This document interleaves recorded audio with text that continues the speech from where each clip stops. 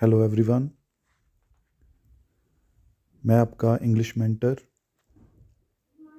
पंजाब में master cadre के exam हुए हैं, जिसकी मैंने पहले ऑनलाइन कोचिंग भी दी है।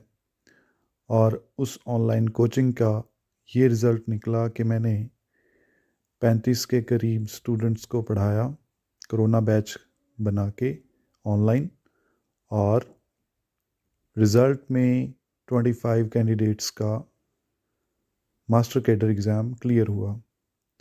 तो मैं इस चैनल के ज़रिए मैं आपको ये बताना चाहता हूँ कि मास्टर केडर इंग्लिश का सिलेबस क्या है, और कुछ हम क्वेश्चंस लेंगे जिसको ध्यान में रखते हुए हम आपको ये क्लैरिटी होगी कि इंग्लिश मेंटर आपको अच्छे से master cadre English Punjab test की तैयारी करा सकते हैं। तो इसका सिलेबस जैसे कि हम देख पा रहे हैं स्क्रीन के ऊपर, लेट मी जूम इन। तो इंडियन इंग्लिश लिटरेचर के कुछ 1930s के राइटर, 1960s के नॉवलिस्ट और कंटेम्प्रेरी राइटर आपके सामने हैं। आर के नारायण, राजा राव, अरुंधति रॉय। आर के नारायण और राजा राव 1930s के नॉवलिस्ट हैं। अरुंधति रॉय ये कंटेम्प्रेरी राइटर है। खुशवंत सिंह 1960s 1958 में इनकी जो नॉवल थी ट्रेन टू पाकिस्तान, 1954 की किताब, सॉरी, उनके लिए फेमस हैं मुल्क राज आनंद। सिलेबस को इस ढंग से लिखना चाहिए था कि 3 राइटर को पहले लिखते वो, आर के नारायण, राजा राव, मुल्क राज आनंद। उसके बाद वो इसको सीक्वेंस में करना चाहिए था। इवन के रविंद्रनाथ टैगोर क्रोनोलॉजिकली पहले आते हैं और सरोजनी नायडू दोनों एक दूसरे के कंटेम्प्रेरी हैं। और ए के रामानुजन 1930s के पोइट और अमिताभ घोष कंटेम्प्रेरी राइटर हैं।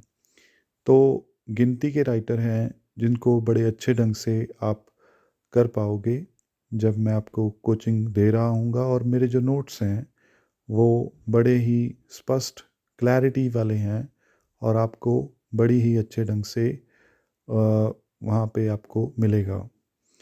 तो मैं अब आपको कुछ क्वेश्चंस दिखाता हूँ जो कि इंडियन इंग्लिश लिटरेचर से आए हैं।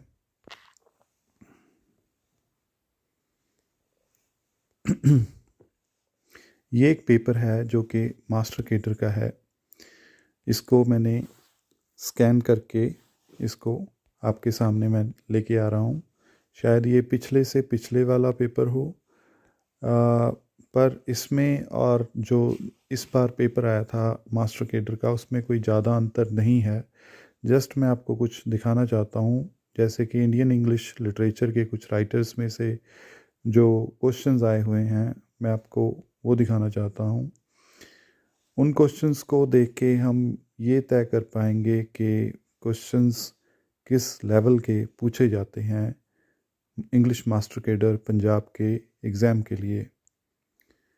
तो मैं वही क्वेश्चन ढूंढ रहा हूँ कि कहाँ पर हैं वो इंडियन इंग्लिश लिटरेचर के कुछ क्वेश्चंस।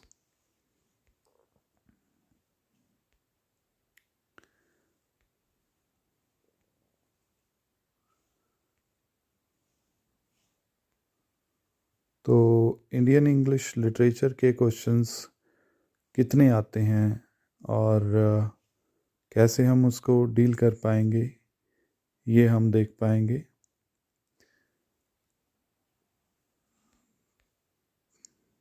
तो यहाँ से आपको क्वेश्चंस नज़र आ रहे हैं, जैसे कि 101 से ये क्वेश्चन शुरू हुए हैं।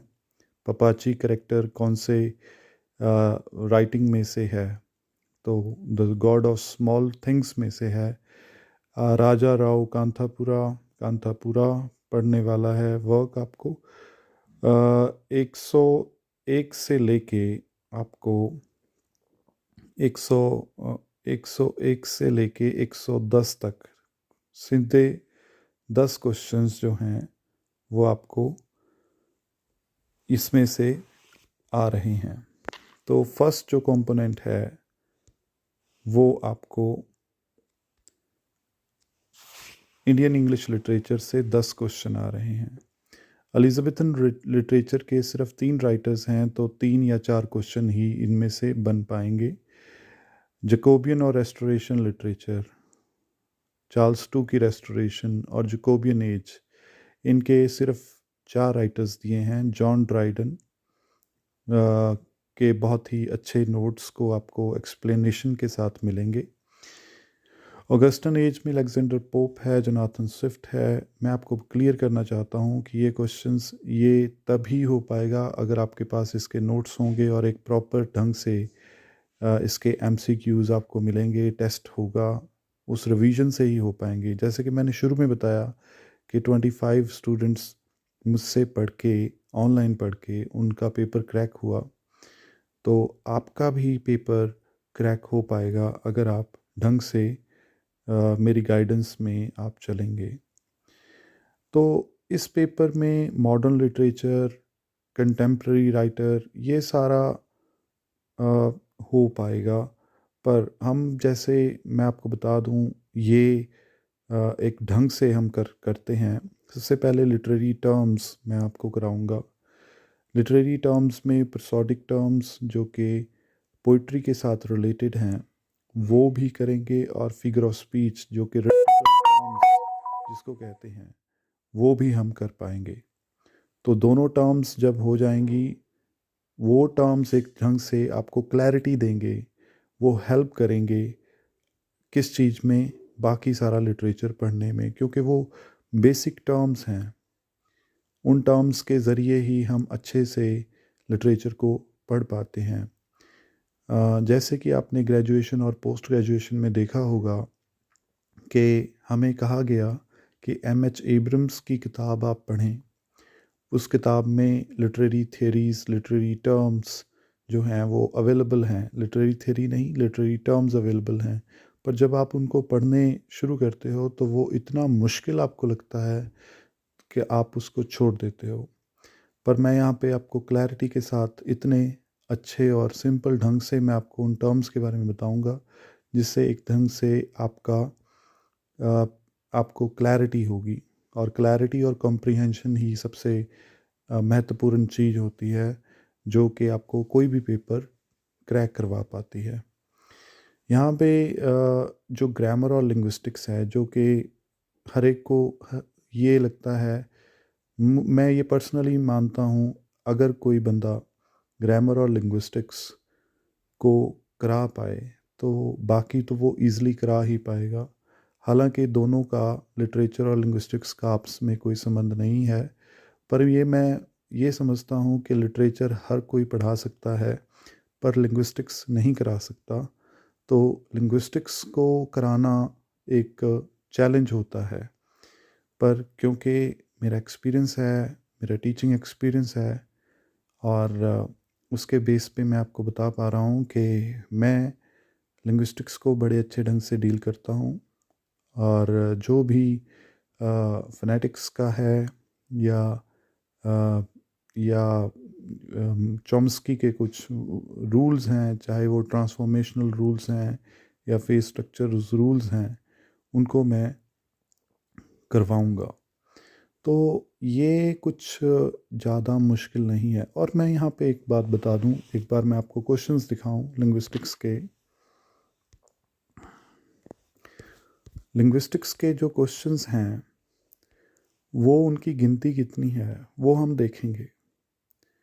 उनकी गिनती से ये डिटरमिन हो पाएगा कि कितना इम्पोर्टेंट है लिंग्विस्टिक्स वाला पोर्शन।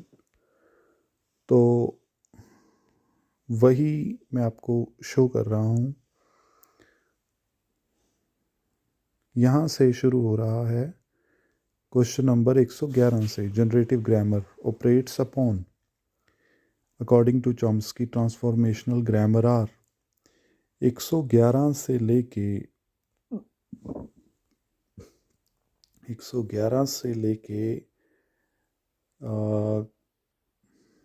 140 तक, यानी कि सीधे 30 क्वेश्चंस। ये 30 क्वेश्चंस ने ही पेपर को क्रैक कराना है, आपको अच्छा रैंक दिलवाना है। अगर आप मेरे पास आप पढ़ोगे तो मैं आपको श्योरिटी देता हूँ कि आप ये पेपर क्रैक कर पाओगे। और ये मैंने आपको बताना था कि सिलेबस क्या है, तो आप कुछ डेमो क्लासेस भी ले सकते हैं इन टॉपिक्स में से, ग्रामर और लिंग्विस्टिक्स में से। और बैच जल्द ही शुरू होने वाला है। अगर आप चाहते हो कि आप मुझसे कोचिंग लो तो कमेंट बॉक्स में कमेंट करें और आप कमेंट करें, उसका मैं आपको जवाब दूंगा और आपको मैं अपनी कॉन्टैक्ट डिटेल्स भी दूंगा। तो जल्द ही बैच हम शुरू करेंगे और मैं यही अश्योर करूंगा कि मैंने इस चीज़ को पहले भी पढ़ाया हुआ है और मैं ये पेपर आपका एक अच्छा गाइड, एक अच्छा इंग्लिश मेंटर के साथ मैं आपको इसकी तैयारी कराऊंगा। Thank you so much.